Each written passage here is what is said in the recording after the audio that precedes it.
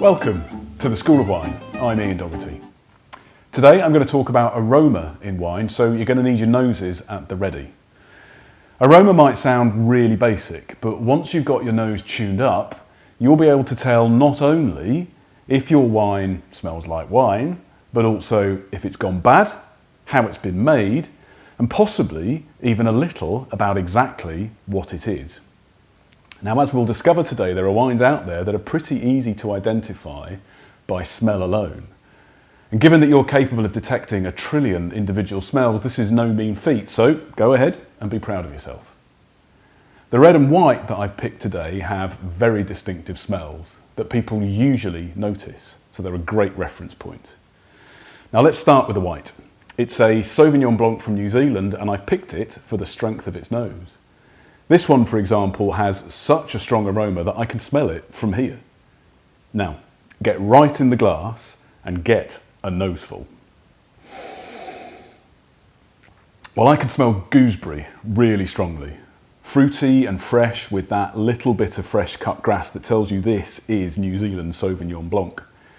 Now, like my generation who could apparently tell it was tighter even when our eyes were shut, you should be able, with a bit of practice, to tell New Zealand Sauvignon Blanc with your eyes shut.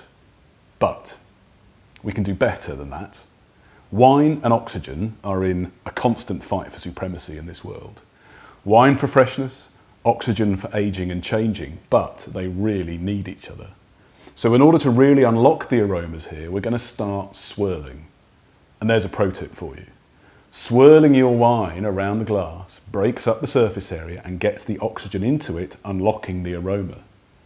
Now you can swirl like I'm doing, either by holding the base or the stem, but if you're worried about getting a little bit over enthusiastic and flinging wine down your best top, and keep the glass on the table and swizz it there.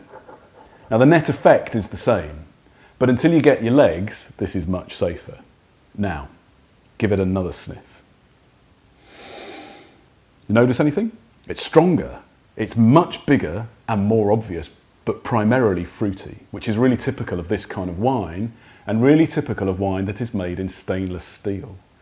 How a wine is made really affects the aroma, and to illustrate that, we'll take this red wine. Now it's a Cabernet Sauvignon from South Africa, and by sniffing it, the first thing you'll notice is the fruit. Loads of blackcurrant and brambles. Brilliant, boring.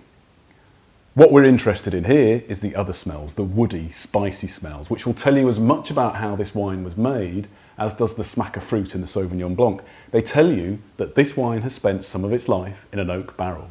Spicy notes like cloves, woody notes like cedar, and something like vanilla all get into the wine as it ages in oak.